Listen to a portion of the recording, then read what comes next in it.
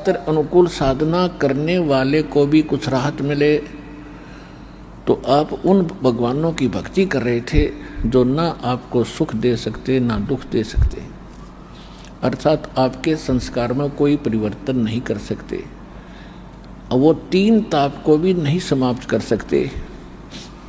उदाहरण के लिए अब जैसे ये परमात्मा की दो साखी दास ने बोली, पहले इनको स्पष्ट करता हूं कि दुख में सुमरण सब करें और सुख में करे न कोई, और जय सुख में सुमरण करें दुख काहे को होई।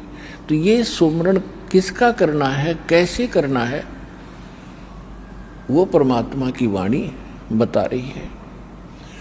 पूर्ण परमात्मा सत्य पुरुष की साधना उसके परम संत से लेकर और शास्त्र अनुकूल भक्ति करने वाले को यदि वो सुख में सुमरण कर रहा है तो दुख नहीं हो सकता, और ये भक्ति ना करते तो फिर क्या कहते हैं, सुख में सुमरण किया नहीं और फिर दुख में करते याद, कह कबीरता दास की फिर कौन सुने फरियाद। जिन्होंने सुख में ये सत साधना नहीं की और फिर दुख में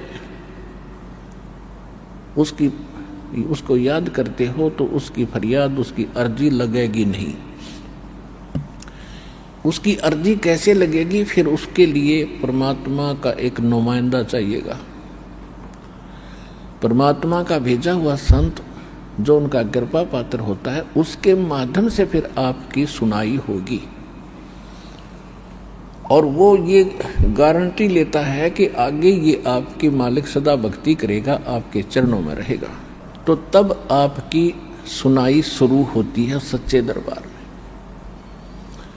तो ये दास आपका बीच में एक मीडिएटर है, माध्यम है, मीडिया है परमात्मा और आत्मा के बीच में।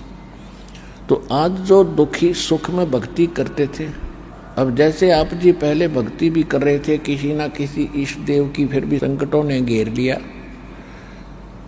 उसके बाद आप फिर किसी के माध्यम से सुन सुना कर यहाँ पर आए हो, तो अब आपकी अर्जी इस दास के माध्यम से भगवान के लगेगी और दास आपको बहुत ज्ञान देगा पहले नाम देने से पहले, क्योंकि प्रथम मंत्र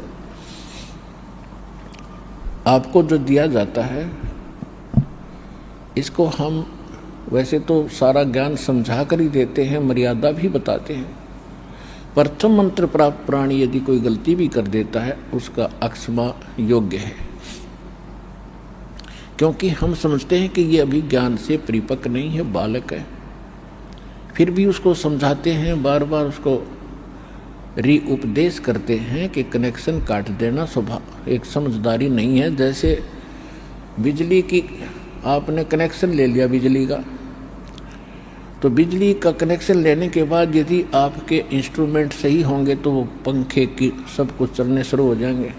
तो बिजली का कनेक्शन यहाँ से आपको दिया जाता सुप्रीम पावर का, और यहाँ से कनेक्शन लेते ही आपके घर पे बिजली आपसे पहले पहुँच जाती है, यानी परमात्मा। और यदि आप मर्यादा भंग कर देते हो तो आपका कनेक्शन कट जाता है, और कनेक्शन कटने के बाद फिर आपको लाभ बंद हो जाते हैं पावर के, ना पंखा चले ना कूलर चले, और फिर आपको पुनः कहा जाता है कि आपने नाम खंडित किया है, आपका कनेक्शन कटा है, पुनः से फिर से इसको सुचारू कराओ। तो आपका नाम उपदेश फिर शुद्ध किया जाता है, उसके बाद फिर आपको सर्वलाभ प्राप्त होने प्रारंभ हो जाते हैं। तो इसलिए जो सेकंड मंत्र सतनाम देते हैं आपको अच्छी तरह इस रंग में रंग के और ज्ञान से परिपक्व करके फिर देते हैं। और सतनाम के बाद भी, क्योंकि अब तो हमारे इस तत्व ज्ञान का और यथार्थ इस कबीर पंथ का उत्थान है, शुरुआत है, प्रारंभ है, ये एक सूरज सा निकल रहा है, तो अभी इसकी रोशनी घनी हुई नहीं है, थोड़ा थोड़ा उजियारा सा प्रारंभ हुआ है। तो इसमें क्या समस्या हमारे सामने आ रही है कि अन्य जो समाज है वो इस तत्व ज्ञान से और भगवान से कति अपरिचित है।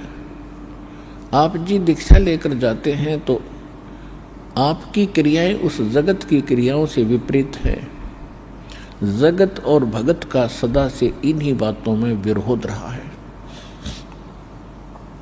और जिस कारण से कुछ सामाजिक प्रेशर घर में कोई ऐसी समस्या पैदा कर देते हैं तो आपका नाम खंडित हो जाता है। लेकिन परमात्मा ने कहा है, सत ना छोड़े सूरमा और सत छोड़े पत जा, और सत के बांधे लक्ष्मी फेर में ले गया।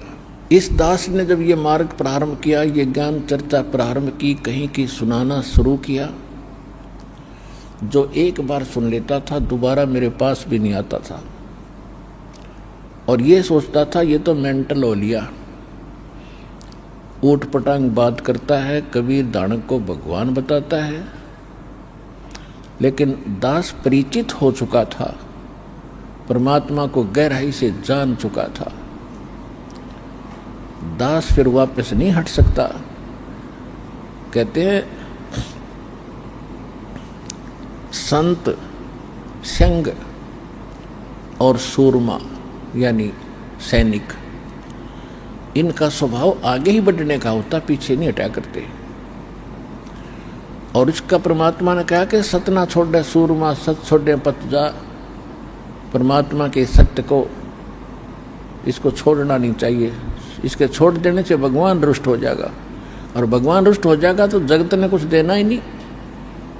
जगत बेशक रुष्ट हो जा, पर मालिक ना रुष्ट होना चाहिए, और मालिक रुष्ट हो गया तो अपने आप जगत आपके साथ होगा। आज आप देख रहे हैं